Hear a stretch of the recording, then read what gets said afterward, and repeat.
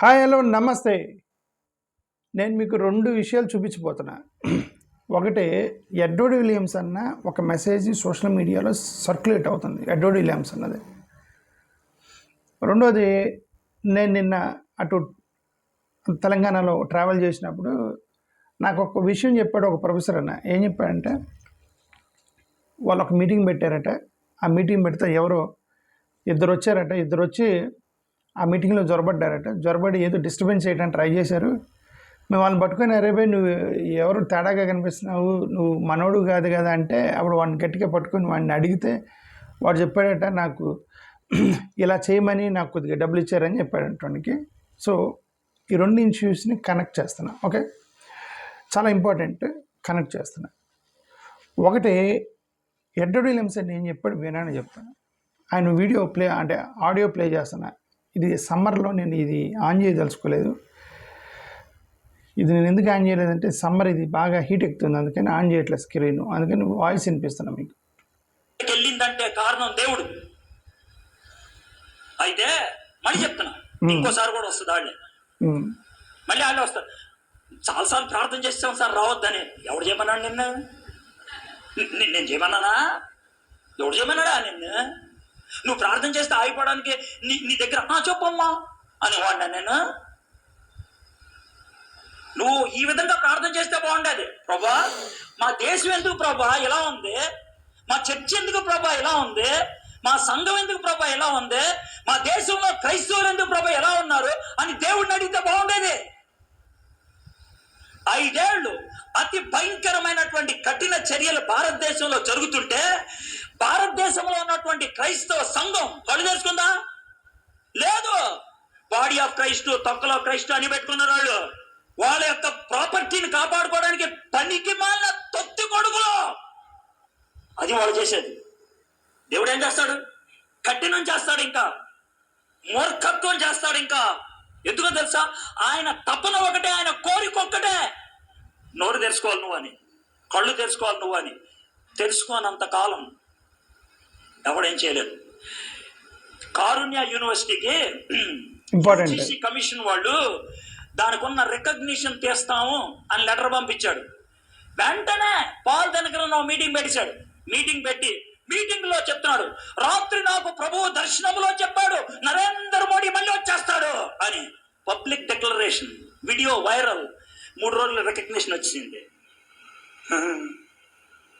తొత్తు కొడుకులు కాదండి వెళ్ళా, పనికి మనల్ని ఎదవాలి కాదండి వెళ్ళా.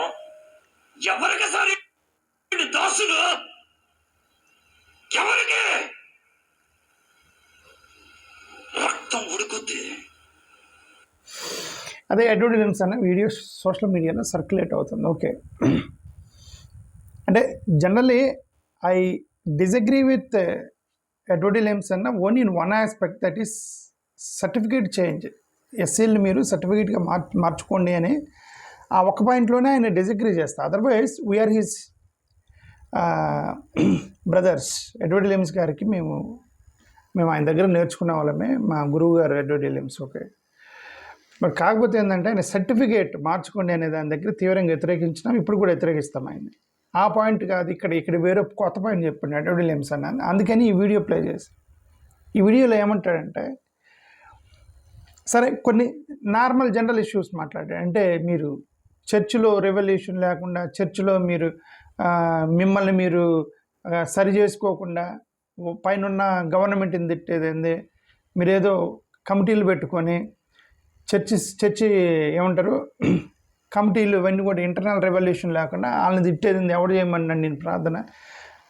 అది ఏదైనా దాన్ని వదిలేండి, దాని సంగతి వదిలేండి. I'm talking about one claim he made. What is the claim he made?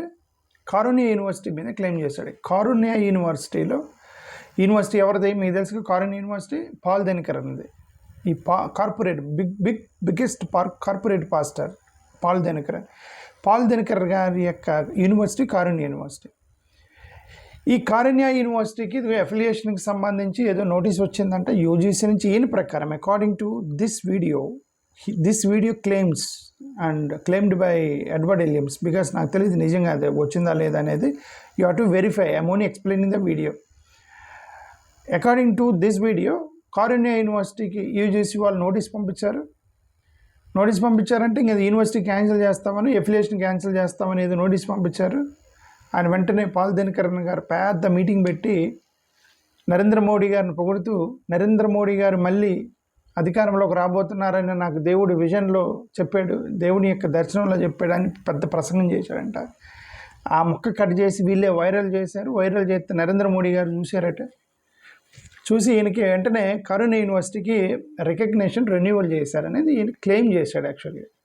Okay, అది ముందు జరిగిందా లేదని మనకు తెలీదు, బట్ జనరల్ నోషన్ జరిగిందని అనుకుందాం. ఒకవేళ జరిగే అవకాశం ఉంది పెద్ద, ఎందుకంటే ఇప్పుడు పొలిటీషియన్స్ కదా వీళ్ళందరూ.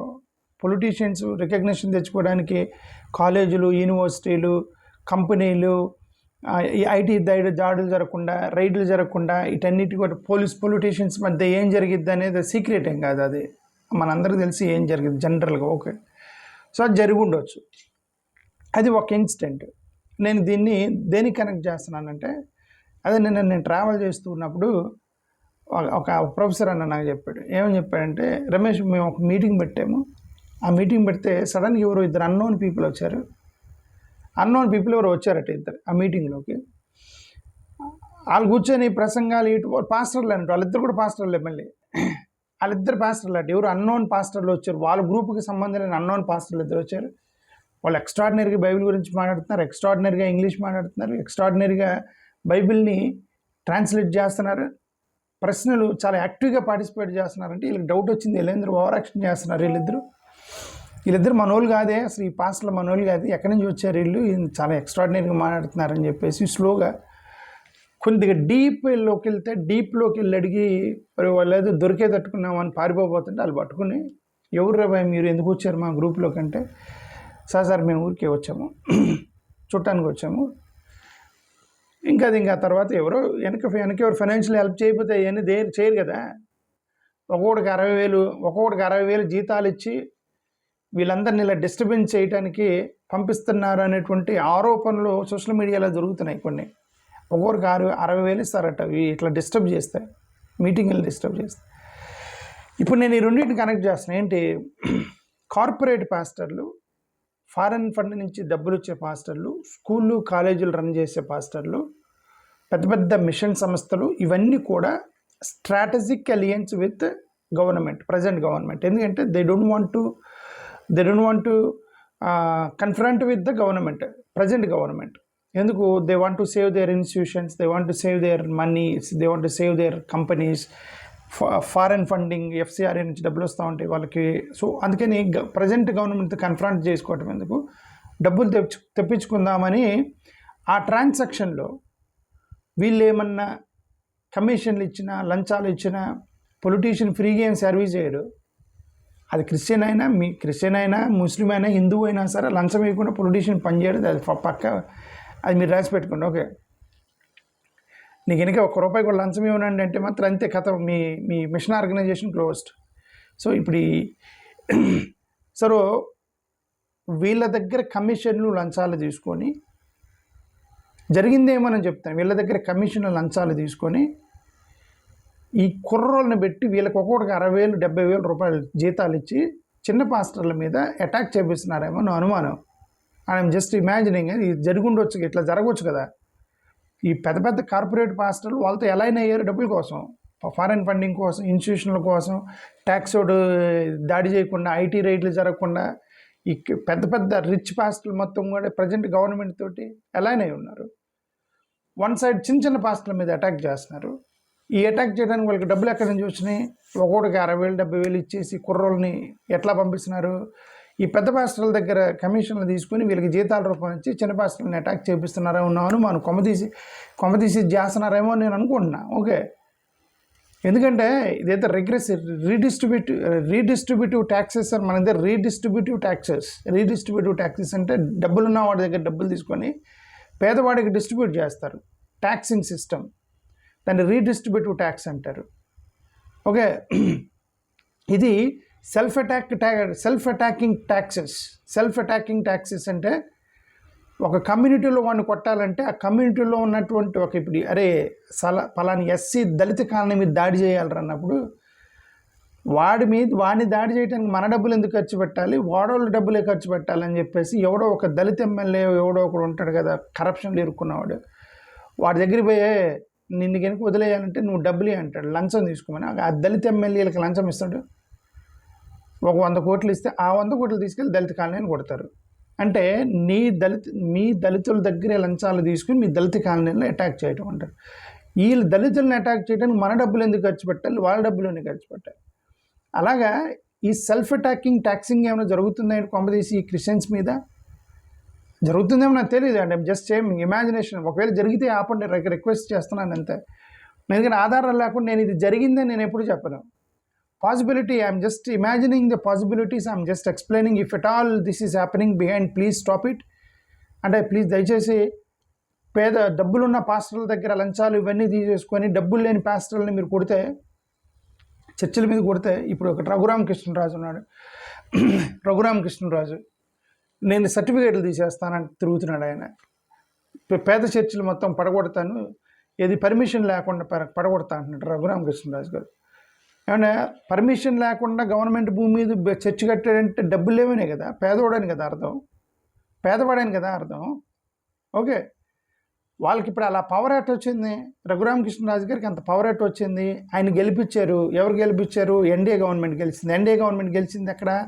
ఆంధ్రప్రదేశ్లో 25కి 25 సీట్లు వాళ్ళకి ఇస్తున్నారు. ఆంధ్రప్రదేశ్లో 25 సీట్లు ఇస్తున్నారు కాబట్టి అక్కడ స్ట్రాంగ్గా ఉంది గవర్నమెంట్. రివర్స్ వచ్చి మీరే కదా ఓటేసింది. ఆంధ్రప్రదేశ్లో 25కి 25 సీట్లు మీరు ఓటేసి మీరు గెలిపించి అక్కడికి పంపిస్తే రివర్స్ రూపంలో వచ్చి మీ చర్చలు మీరు దాడి చేస్తున్నారు, మిమ్మల్ని కొడుతున్నారు, ఇది సర్టిఫికేట్లు తీసేస్తానని రఘురామకృష్ణరాజు తిరుగుతున్నాడు. అక్కడ పర్మిషన్ లేని చర్చలు పడగొడతాను రఘురామకృష్ణ జరుగుతున్నాడు. అంటే your vote is coming reverse on to you as a death warrant. మీ ఓటు, డాక్టర్ బిఆర్ అంబేద్కర్ ఏం చెప్పాడంటే మీ ఓట్ అనేది మిమ్మల్ని రక్షించాలి అన్నాడు. Your vote should save you, but నువ్వు వేసే ఓటు తిరిగి నీకు మరణదండంగా తిరిగి వస్తుంది నీ మీదకి. దాన్ని we need to address it carefully. You have to address it carefully, you have to think about this carefully. That's all what I want to say.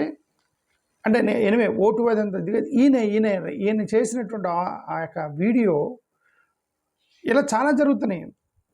నేను అది జరుగుండదు అని నేనైతే అనుకోవట్లేదు. ఎందుకంటే ఇదేంటి, ఇప్పుడు ప్రతి గవర్నమెంట్ ఎంప్లాయీలు అందరూ లంచాలు తీసుకోరని నేను అంటలే. 90% గవర్నమెంట్ ఉద్యోగులు లంచాలు తీసుకుంటారుగా. 100 రూపాయలు 200 90% తీసుకుంటారు గవర్నమెంట్ ఉద్యోగులు. 90% రాజకీయ నాయకులు లంచాలు తీసుకుంటారు, అది బయటికి కనబడదు. ఎక్కడో వాళ్ళు తీసుకుంటారంటే బదులు వీళ్ళు ఇస్తారని అనుకోవాలి. ఎందుకంటే వీడి పని చేయించుకోవడానికి పోయి సార్ నన్ను లైన్లో నిలబెట్టు, నన్ను ముందు చేయి అంటే లైన్లో నిలబడవా అంటే సార్ అని ఈడిపోయి ప్రజలు వెళ్ళి డబ్బులు ఇస్తారు వాళ్ళకి. ఆ డబ్బులతో ఊరికెందుకు తీసుకుంటే వాళ్ళు డబ్బులు తీసుకుంటారు. సో కరప్ట్ అయిపోయినప్పుడు so this is very common nature. ఇక దాంట్లో మతం కులం చూడరు. నేను మంచి బిలీవర్ని, విశ్వాసని, యేసుక్రీస్తు యొక్క ఫౌండేషన్స్ మీద, యేసుక్రీస్తు యొక్క పరిశుద్ధమైనటువంటి రాళ్ళ మీద కట్టబడ్డటువంటి సంఘము, నేను లంచం ఇవ్వను అంటే నీకు ఎఫ్సిఆర్ఏ రాదు. ఓకే, నీకు అంత పెద్ద ఫండింగ్ రావు, నీకు రావు. సరే ఇది ఈ గవర్నమెంట్ ఉన్నంత వరకు మనకి ఎందుకు వచ్చిన గొడవ, ఆ వచ్చే ₹10 తీసుకెళ్ళి పేదవాళ్ళకి ఇద్దామని కొంతమంది కాంప్రమైజ్ అయ్యారు. వాళ్ళందరూ కమిషన్లు లంచాలు ఇచ్చేసి డబ్బులు తెచ్చుకుంటున్నారేమో నా అనుమానం. సరే అది తెచ్చుకోవడం తప్పులేదు. అదే ఒక ₹100 వస్తాయి, వాళ్ళు ₹50 లంచం అడుగుతున్నారు, ఇచ్చేసిన మిగతా 50 వస్తే తీసుకెళ్ళి పేదలకు ఇద్దామని కొంతమంది మిషనరీస్ కాంప్రమైజ్ అవ్వ ఉండవచ్చు. బట్ ఆ డబ్బులు వాళ్ళు తీసుకున్న లంచం దేనికి వాడుతున్నారు, తిరిగి వచ్చి నీ యొక్క పేద చర్చిల మీద వాడుతున్నారు. వాళ్ళకి ఒక్కొక్కరికి 40,000 60,000 డబ్బులు ఇచ్చి మీ మీద అటాక్ చేపిస్తున్నారు ఏమోనని నా అనుమానం. అదర్వైజ్ వీళ్ళందరికీ జీతాలు ఇవ్వడానికి డబ్బులు యాడ్ నుంచి వస్తున్నాయి వీళ్ళందరికీ. ఓకే, వాళ్ళ డబ్బులు ఖర్చు పెట్టి మీ మీద దాడి చేస్తారనేది నేను అసలు నమ్మను. ఏ అగ్రవర్ణాలు కూడా వాళ్ళ సొంత డబ్బులు ఖర్చు పెట్టి దళిత కాలనీల మీద దాడి చేయరు. నీ దళిత కాలనీ మీద దాడి జరిగిందంటే దాని వెనక ప్రతి ఖర్చు అయ్యే రూపాయి నీ దళితుల నుంచి లాగుతారు వాళ్ళంతే. That is how they work, their system works. ఈ కార్పొరేట్ పాస్టర్లు, పెద్ద పాస్టర్లు, క్రిస్టియన్ మిషనరీలు ఫారెన్ ఫండింగ్ నుంచి వచ్చే వాళ్ళ దగ్గర లంచాలు ఇవన్నీ లాగేసి ఎఫ్సిఆర్ఏ అవన్నీ టైట్ చేసి డబ్బులు తీసుకొని అవన్నీ పిల్లలకి మొత్తానికి డిస్ట్రిబ్యూట్ చేసి ఆ పిల్లలు వచ్చి చర్చిల మీద వాడి మీద దాడి చేస్తున్నారేమో. ఒకవేళ దయచేసి అది చేస్తే చేయకండి, జరిగితే చేయకండి. రఘురామ కృష్ణరాజు గారు ఇంకొకసారి రిక్వెస్ట్ ఏంటంటే పేద పాస్టర్ల మీద పడొద్దు.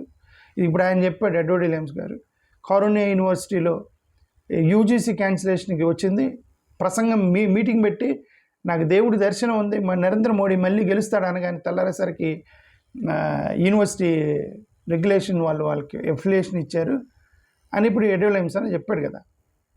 ఓకే, అట్లాంటి పెద్ద పెద్ద వాళ్ళని ఇంకండి మీతో ఎలా అయినా ఉన్న వాళ్ళని వదిలేసి చిన్న చిన్న ఆకువీడిలో నేను చర్చలు పడగొడతాను, మీరు రాజ్యాంగం, చట్టం, ధర్మం, చట్టానికి ధర్మానికి ప్రతిరూప అని మనం మాట్లాడితే పేదల మీద మన ప్రతాపం చూడకూడదు. ఓకే, పేదల మీద మనం కుస్తీ పట్టకూడదు. బలహీనంగా ఉన్న వాడితో నువ్వు కుస్తీ పెట్టేది ఏంది? నువ్వు పైల్మ్యాన్తో చూసుకొని కుస్తీ పట్టాలి. బలహీనుడితో నువ్వు కుస్తీ పట్టేది దాన్ని కుస్తీ అంటారు, చంపడం అంటారు, కొట్టడం అంటారు, దుర్మార్గం అంటారు. నువ్వేమో పైల్మ్యాన్ లాగా ఉన్నావు, వాడు బక్కకున్నాడు, బక్కని తీసుకొని తప్ప కొడితే వాడు చచ్చిపోతాడు. ఓకే, మీ వ్యవస్థలు మొత్తం కూడా ఈ పేదవాడి మీద చూపిస్తున్నారు. అది నేను అనేది. That's all what I want to say. కాబట్టి ధర్మానికి, చట్టానికి, న్యాయానికి ప్రతిరీకే.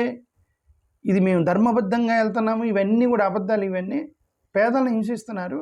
దయచేసి పేదలను హింసించి కాకండి. నేను అదే చెప్పదలుచుకుంది. థ్యాంక్ యూ, నమస్కారం. ఇంకొకసారి ఎడ్వర్డ్ విలియమ్స్ గారి మాట వినండి. నాకు నవ్వొచ్చింది, దాంట్లో కొంచెం సత్యం ఉంది అనిపించింది. వినండి. Thank you. కోపం వస్తుంది, పనికిమాల. అలాంటి బుద్ధి నీకుంటే కోప పగలగొడతారు దేవుడినిదే. జాగ్రత్త. భారతదేశం బీజేపీ ప్రభుత్వం కిందకి వెళ్ళిందంటే కారణం దేవుడు. అయితే మళ్ళీ చెప్తున్నా, ఇంకోసారి కూడా వస్తుంది వాళ్ళే, మళ్ళీ వాళ్ళే వస్తారు. చాలాసార్లు ప్రార్థన చేస్తాం సార్ రావద్దని. ఎవడు చేయమన్నాడు నిన్ను? నేను చేయమన్నానా? ఎవడు చేయమన్నాడా నిన్ను? నువ్వు ప్రార్థన చేస్తే ఆగిపోవడానికి నీ దగ్గర చెప్పమ్మా అని వాడినా నేను? నువ్వు ఈ విధంగా ప్రార్థన చేస్తే బాగుండేది. ప్రభా, మా దేశం ఎందుకు ప్రభా ఇలా ఉంది? మా చర్చ్ ఎందుకు ప్రభా ఇలా ఉంది? మా సంఘం ఎందుకు ప్రభా ఇలా ఉంది? మా దేశంలో క్రైస్తవులు ఎందుకు ప్రభా ఎలా ఉన్నారు అని దేవుడిని అడిగితే బాగుండేది. 5 ఏళ్ళు అతి భయంకరమైనటువంటి కఠిన చర్యలు భారతదేశంలో జరుగుతుంటే భారతదేశంలో ఉన్నటువంటి క్రైస్తవ సంఘం కళ్ళు తెచ్చుకుందా? లేదు. బాడీ ఆఫ్ క్రైస్ట్, తొక్కలో క్రైస్ట్ అని పెట్టుకున్నారు వాళ్ళు. వాళ్ళ యొక్క ప్రాపర్టీని కాపాడుకోవడానికి పనికి మాలిన తొత్తి కొడుకులు. అది వాళ్ళు చేసేది. దేవుడు ఏం చేస్తాడు? కఠినం చేస్తాడు, ఇంకా మూర్ఖత్వం చేస్తాడు. ఇంకా ఎందుకో తెలుసా? ఆయన తపన ఒకటే, ఆయన కోరిక ఒక్కటే. నోరు తెరుచుకోవాలి నువ్వు అని, కళ్ళు తెరుచుకోవాలి నువ్వు అని. తెలుసుకోనంత కాలం ఎవడేం చేయలేదు. కారుణ్య యూనివర్సిటీకి యూజీసీ కమిషన్ వాళ్ళు దానికి ఉన్న రికగ్నిషన్ తీస్తాము అని లెటర్ పంపించాడు. వెంటనే పాల్ దినకరన్ మీటింగ్ పెట్టాడు. మీటింగ్ లో చెప్తున్నాడు, రాత్రి నాకు ప్రభువు దర్శనంలో చెప్పాడు నరేంద్ర మోడీ మళ్ళీ వచ్చేస్తాడు అని. Public declaration, video viral. 3 రోజులు రికగ్నిషన్ వచ్చింది. తొత్తు కొడుకులు కాదండి వెళ్ళా, పనికి మనల్ని ఎదవాలి కాదండి వెళ్ళా. ఎవరికి సరే దాసులు, ఎవరికి రక్తం ఉడుకుద్ది, కోపం వస్తుంది, పనికిమాల. అలాంటి బుద్ధి నీకుంటే కోప పగలగొడతారు దేవుడినిదే. జాగ్రత్త. సరే, వీళ్ళందరూ పాస్టర్స్, వాళ్ళందరూ కూడా వాళ్ళ పాస్టర్స్. నేను ప్యూర్ సెక్యులర్. కాబట్టి వీళ్ళు ఎందుకు చూపిస్తున్నానంటే గవర్నమెంట్లో ఏం జరుగుతుంది, వ్యవస్థలో ఏం చూపిస్తున్నాను అంతే. ఓకే, వాళ్ళ పాస్టర్స్గా వాళ్ళ డ్యూటీ, అది నా డ్యూటీ కాదు. My duty is saving the poor people. అది క్రిస్టియన్ అయినా, హిందూ అయినా, ముస్లిం అయినా, ఎవరైనా సరే సెక్యులర్గా వీళ్ళందరినీ, బడుగు బలహీన వర్గాలని, పేదలని రక్షించడానికే నా యొక్క ఛానల్. దాని గురించి నేను మాట్లాడుతున్నాను. ఈ రిలీజియస్ ఆస్పెక్ట్స్ మీరు చూసుకోండి. పాస్టర్లు, పూజారులు మీరున్నారు కదా, మీరు చూడండి అవి. My issue is one thing. ఆయన పాస్టర్ అయినా, పాస్టర్ కాకపోయినా, పూజారైనా, పూజారి కాకపోయినా, దళితుడైనా, దళితుడు కాకపోయినా పేదల జోలికి రావద్దని మీకు రిక్వెస్ట్ చేస్తాను. థ్యాంక్ యూ, నమస్కారం.